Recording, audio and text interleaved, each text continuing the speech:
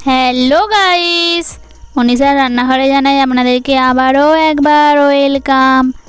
চা কিংবা কফির সঙ্গে পরিবেশন করার জন্য চিকেনের এক নতুন ধরনের স্ন্যাক্সের রেসিপি আজ আমি আপনাদের সঙ্গে শেয়ার করব। তো দেরি কিসে, চলুন রেসিপি শুরু করা যাক। তার জন্য একটি পাত্রে নিয়ে নেব 3 কাপ ময়দা। এরপর এর মধ্যে অ্যাড করে দেব স্বাদ মতো লবণ ও 1 চামচ চিনি ও 3 থেকে 4 চামচ সাদা তেল। আপনারা এখানে তেলের পরিবর্তে ঘিও ব্যবহার করে নিতে পারেন, তবে স্ন্যাক্সটাকে খাস্তা টাইপের তৈরি করে নেওয়ার জন্য 4 থেকে 5 চামচ তেল ব্যবহার করবেন।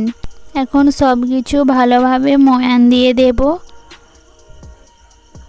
যখন দেখবেন হাতে মুঠো করলে এভাবে মুঠো হচ্ছে ও ভাঙলে ঝুরু ঝুরু হয়ে পড়ছে, তখন বুঝবেন ময়ানটা একদম পারফেক্ট দেওয়া হয়ে গেছে।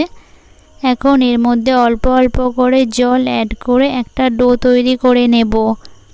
জলটা কিন্তু এখানে অতি অবশ্যই অল্প অল্প করে ব্যবহার করবেন, একবারে ব্যবহার করতে যাবেন না। আর ডোটা খুব বেশি শক্ত কিংবা খুব বেশি নরম করব না। আমরা লুচি কিংবা পরোটা বানানোর জন্য যেই রকম টাইপের ডো করে থাকি সেই রকম টাইপেরই তৈরি করব। এর ওপরটা যাতে ড্রাই না হয়ে যায় তার জন্য এর ওপরে অল্প করে সাদা তেল মাখিয়ে এটাকে ঢাকা দিয়ে সাইডে সরিয়ে রেখে দেব। ততক্ষণে এর ভেতরের পুরটা তৈরি করে নেব।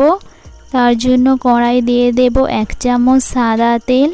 তেল ভালো মতো গরম হয়ে যাওয়ার পর দিয়ে দেব 1 চামচ গোটা জিরে ও 1 চামচ করে আদা রসুন ও কুচিয়ে নেওয়া কাঁচা লঙ্কা আর একটা কুচিয়ে নেওয়া মিডিয়াম সাইজের পেঁয়াজ। এখন সব কিছু 1 মিনিট ধরে ভেজে নেব যাতে এ থেকে কাঁচা গন্ধ চলে যায়। যখন এগুলো হালকা করে ভাজা হয়ে যাবে তখন এর মধ্যে অ্যাড করে দেব 250 গ্রামের চিকেনটাকে এখানে ছোট ছোট টুকরো করে নিয়েছি। আপনারা চিকেনের পরিবর্তে মাটনও ব্যবহার করে নিতে পারেন, যেটা আপনাদের পছন্দ সেটাই এখানে ব্যবহার করতে পারেন। এখন এর মধ্যে অল্প করে জল দিয়ে এটাকে লো ফ্লেমে ঢাকা দিয়ে 3 মিনিটের মতো রেখে দেব যাতে চিকেনটা একদম সেদ্ধ হয়ে যায়। দেখুন 3 মিনিট পর চিকেনটার কালারটাও অনেক চেঞ্জ হয়ে গেছে আর জলটাও কমে গেছে ও চিকেনটা অনেকটাই সেদ্ধ হয়ে গেছে। এখন এর মধ্যে অ্যাড করে দেব একটা কুচিয়ে নেওয়া টমেটো।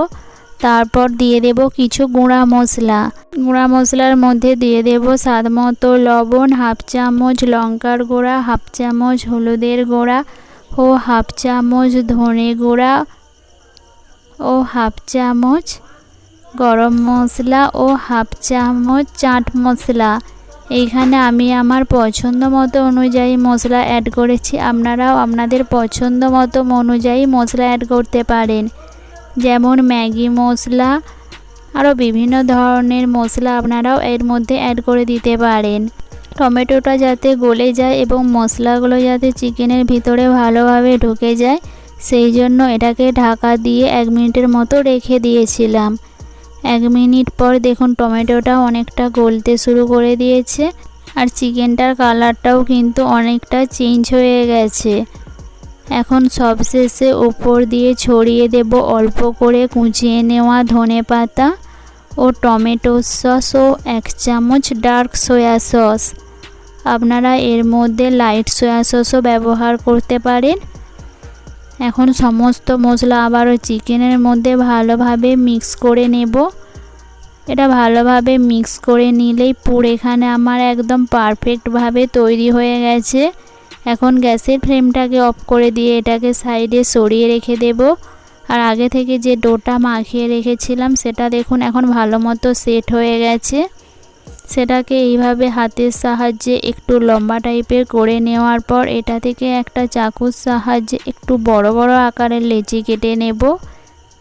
আপনারা যদি ছোট ছোট বানাতে চান তাহলে ছোট ছোট টাইপের লেচি কাটবেন, কিংবা বড় বড় টাইপের যদি বানাতে চান তাহলে বড় বড় টাইপের লেচি কাটবেন। এখন লেচিগুলোকে হাতের তালুর মাঝে রেখে এইভাবে গোল আকারের শেপ দিয়ে দেব। এখানে আমি একটার পর একটা সমস্তগুলোই তৈরি করে নেব। সবগুলো তৈরি করে নেওয়ার পর এইখান থেকে একটা নিয়ে বাটির আকারে শেপ দিয়ে দেব। তারপর আগে থেকে যে চিকেনের পুরটা তৈরি করে রেখেছিলাম সেটাকে এর মাঝে ভরে দিয়ে মুখটাকে ভালোভাবে বন্ধ করে দেব, যাতে পুরটা না বাইরে বেরিয়ে যায়। মুখটা কিন্তু এখানে অতি অবশ্যই ভালোভাবে বন্ধ করবেন।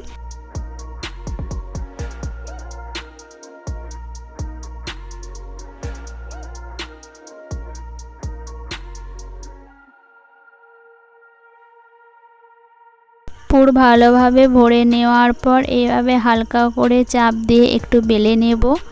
এখানে বেশি চাপ দিয়ে কিন্তু বেলবেন না, তাহলে পুরটা একদম ফেটে বাইরে বেরিয়ে যাবে। আর তেল আমি আগে থেকে গরম করতে বসিয়ে দিয়েছিলাম। তেল যখন হালকা গরম হয়ে যাবে তখন তেলের ওপর ছেড়ে দেব। এখন এটাকে একটা ছান্তার সাহায্যে দুই দিক উল্টে পাল্টে মিডিয়াম ফ্লেমে লাল লাল করে ভেজে নেব। গ্যাসের ফ্লেমটাকে অতি অবশ্যই মিডিয়ামে রাখবেন, হাই ফ্লেমে একদমই ভাজতে যাবেন না।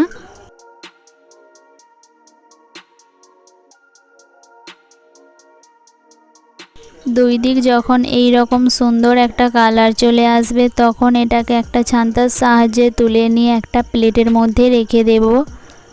এইভাবে আমি সমস্তগুলো একটার পর একটা ওই তেলের মধ্যে ছেড়ে দিয়ে ভেজে নেব। আপনাদের কাছে অনুরোধ রইল এই রেসিপিটা একবার হলেও বাড়িতে ট্রাই করে দেখতে পারেন চা এবং কফির সঙ্গে পরিবেশন করার জন্য। আর রেসিপিটা কেমন লাগলো অতি অবশ্যই কিন্তু আমাকে কমেন্ট করে জানাতে ভুলবেন না। এখানে আমার সমস্তগুলোই তৈরি হয়ে গেছে। এখন প্লেটটাকে একটু সুন্দরভাবে সাজিয়ে নিয়েছিলাম। রেসিপিটা ভালো লাগলে অবশ্যই পরিবারের সঙ্গে শেয়ার করবেন। দেখা হবে এরকমই নতুন নতুন রেসিপি নিয়ে। ততক্ষণে সবাই সুস্থ থাকবেন, ভালো থাকবেন। Tata bye.